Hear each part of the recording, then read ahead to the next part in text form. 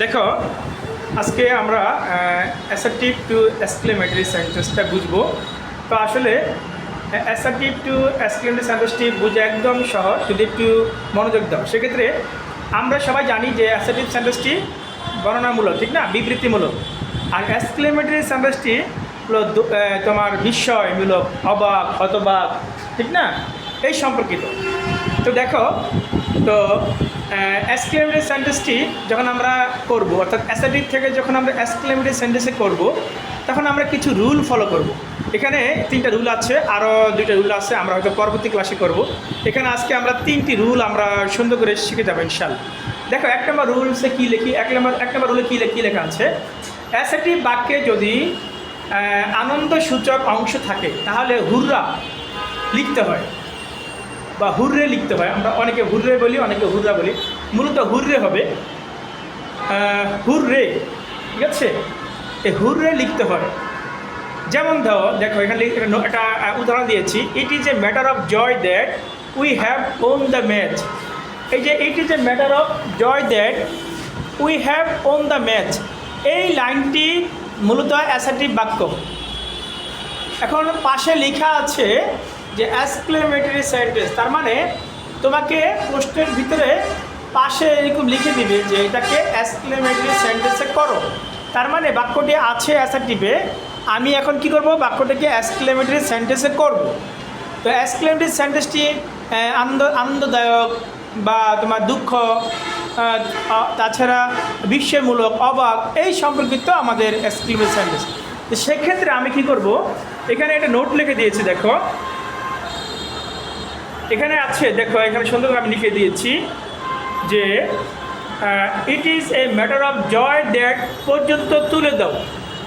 বলছে যে it is a matter of joy that we have won the match. যখন এরকম বাক্য থাকবে সেক্ষেত্রে আমি কি করব, আগে আমি বুঝে নিব যে এই অ্যাসার্টিভ এটা কিন্তু it is a matter of joy that we have won the match, এই বাক্যটি হলো আমার অ্যাসার্টিভ সেন্টেন্স। এটা আমার কাছে ক্লিয়ার যে এই বাক্যটি অ্যাসার্টিভ সেন্টেন্স, ঠিক না। যেহেতু আমার কাছে ক্লিয়ার যে এই বাক্যটি অ্যাসার্টিভ সেন্টেন্স, এখন আমি কিছু সূত্র দেখব। সেটা হলো, যদি বাক্যে জয় বা আনন্দ থাকে, তার মানে জয় একটা আনন্দ, খুশি সংবাদ, ঠিক না, সেক্ষেত্রে আমি কি লিখবো, এখানে একটা হুররে আসবে। তো তার আগে আমি জেনে নাও যে রুলসটা কী বা স্ট্রাকচারটা কী হবে। It is a matter of joy পর্যন্ত তুলে দাও, তাহলে আমি it is a matter of joy পর্যন্ত দ্যাট পর্যন্ত তুলে দিলাম, এটা আমি লিখবো না। It is a matter of joy that পর্যন্ত আমি তুলে দিলাম, মানে লিখবো না, বাস। তারপরে কাজ কি, তারপরটা যেহেতু বাক্যটা হলো জয়, আনন্দদায়ক, সেই জন্য আমি হুররে আনবো। প্রথমে আমি হুররে নিয়ে আসবো, তাহলে আমি আনসার করার সময় প্রথমে আমি হুররে নিয়ে আসবো।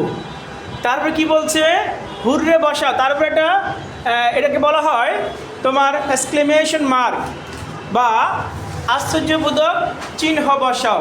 তাহলে এখানে আশ্চর্যবোধক চিহ্ন বসাইলাম। বসানোর পরে কি বলছে, বাকি অংশ।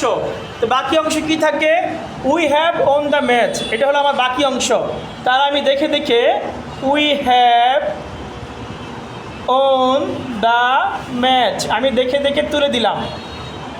লাস্টে কি বলছে, একটা ফুল স্টপ, এরকম একটা ফুল স্টপ দিয়ে দিলাম, বাস আমার বাক্যটি কমপ্লিট। তার মানে it is a matter of joy that we have won the match, এটা অ্যাসার্টিভ বাক্য।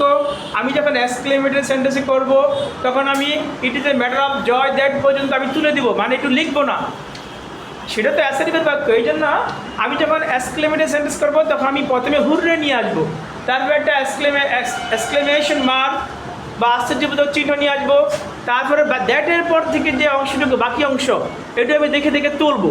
তো we have won the match আছে, আমিও দেখে দেখে we have won the match লিখলাম, লাস্ট শেষে একটা ফুল স্টপ দিয়ে ফেললাম, বাস আমার বাক্যটা হয়ে গেল। এবার আসে 2 নম্বর রুলসে। বাক্যে যদি দুঃখ বা বেদনাদায়ক অংশ থাকে তাহলে এলাস হবে বা এলাস লিখতে হয়।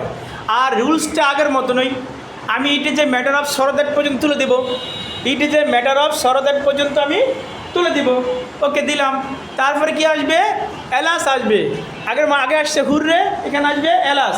কারণ এটা সর বা দুঃখজনক, এই জন্য এটা কি লাগবো, এলাস লাগবো। আমি এলাসটা আগে নিয়ে আসলাম, তারপরে কি এটা এক্সক্লেমেশন মার্ক বা আশ্চর্যবোধক চিহ্ন দিলাম। তারপরে আমার বাকি অংশ দ্যাটের পরে বাকি অংশ হলো হি হ্যাজ ফেলড। সুতরাং আমিও লিখব হি হ্যাজ ফেলড। ওকে, তারপরে কি লাস্টে একটা ফুল স্টপ। ওকে, আমি লাস্টে একটা ফুল স্টপ দিলাম। তার মানে আমার 1 আর 2 এই দুটা বাক্য আমার জন্য পানির মতো হয়ে গেল, একদমই সহজ। ওকে, এবার আমরা রুলস 3-তে যাব। দেখো 3টা একটু ব্যতিক্রম, এটা আমাকে বুঝতে হবে, খেয়াল করে তাকাও। বাক্যে ভেরি বা গ্রেট অথবা রিয়েলি, ভেরি, গ্রেট, রিয়েলি থাকলে, মন দিয়ে বুঝো, বাক্যে ভেরি, গ্রেট, রিয়েলি থাকলে হোয়াট অথবা হাউ আনতে হয়, হোয়াট অথবা হাউ আনতে হয়। বাক্যের ভিতরে দেখবা যে বাক্যটি আমাকে অ্যাসার্টিভ বাক্যটি আছে, সেই বাক্যের ভিতরে আমাকে রিয়েলি বা গ্রেট বা রিয়েলি বা ভেরি, গ্রেট, রিয়েলি আছে কি না, যদি থাকে সেক্ষেত্রে আমি হোয়াট হাউ আনবো। আগের মতো সেই রুলস নিয়ম পালন করলে হবে না, আর এটা ব্যতিক্রমী রুল। সেটা হলো যেখানে ভেরি, গ্রেট, রিয়েল থাকলে, ভেরি, গ্রেট, রিয়েলি থাকলে হোয়াট বা হাউ আনতে হয়। তবে এ এন থাকলে হোয়াট বসে, সেখানে হাউ বসে না, খেয়াল করো।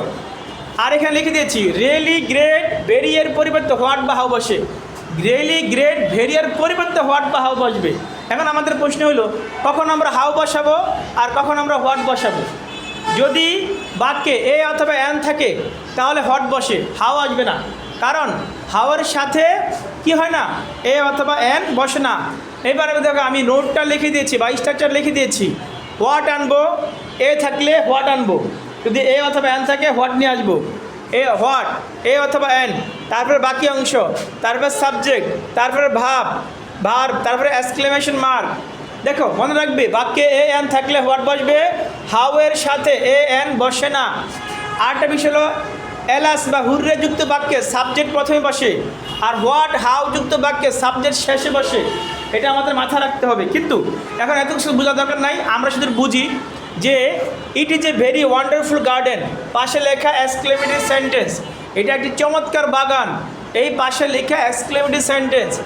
এখন তোমাকে এক্সক্লেমেটরি সেন্টেন্স করতে হবে। তাহলে আমরা জানি ভেরি এর গ্রেটের বদলে আমাকে হোয়াট বা হাউ আনতে হবে। আর যদি এ আন থাকে তাহলে আমি হোয়াট আনবো।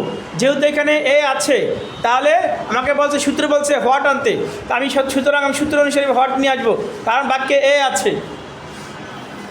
তারপরে হোয়াটের পরে এ আনবো, যেহেতু এখানে এ আছে আমি এ আনবো। ওকে ওকে, তারপরে কি বলছে, হোয়াট প্লাস এ প্লাস বাকি অংশ। তার মানে ভেরিয়ের ভেরিয়ের পরিবর্তে হোয়াট আসছে, ঠিক না?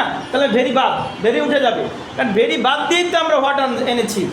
আমরা হাও আনতে পারতাম, কেন হাও আনিনি, কারণ এ অথবা এন থাকলে হোয়াট বসে, সুতরাং আমরা হোয়াট এনেছি। আর ভেরির বদলে হোয়াট এনেছি, সুতরাং ভেরি উঠে যাবে। তাহলে হোয়াট প্লাস এ প্লাস বাকি অংশ ওয়ান্ডারফুল গার্ডেন। তাহলে আমি লিখব ওয়ান্ডারফুল গার্ডেন, লিখলাম। তারপর কি বলছে, বাকি অংশ প্লাস সাবজেক্ট। আগেই বলেছি হোয়াট বা হাউ যুক্ত বাক্যে সাবজেক্টটা শেষে বসে, আর এলাস বা হুররে যুক্ত বাক্যে সাবজেক্টটা প্রথমে বসে। এখানে হুররে সাবজেক্ট উই সাবজেক্ট প্রথমে বসছে না, কথা বলো, প্রথম বসছে না। কিন্তু এখানে দেখো, এখানে সাবজেক্টটা পরে বসবে, হোয়াট বা হাউ যুক্ত বাক্যে সাবজেক্টটা পরে বসবে। তাহলে what a wonderful garden, subject. এখন সাবজেক্টকে ইট, এখানে আমি যে এই ইটটা আগে নিয়ে আসবো, কিন্তু ইটটা আমি এখানে প্রথমটা আইটা বড় হাতের, এখানে মাঝখান ছোট হাতে লিখবো। আচ্ছা, তারপরে কি, তারপরে হলো ভার্ব। এখানে ভার্ব হলো ইজ, এই জন্য আমি ইজ দিব, ইট ইজ। তারপরে একটা এক্সক্লেমেশন মার্ক, মানে এই যে আশ্চর্যবোধক চিহ্ন। শেষ, আমার বাক্য শেষ। আশা করছি তোমরা বুঝতে পেরেছ।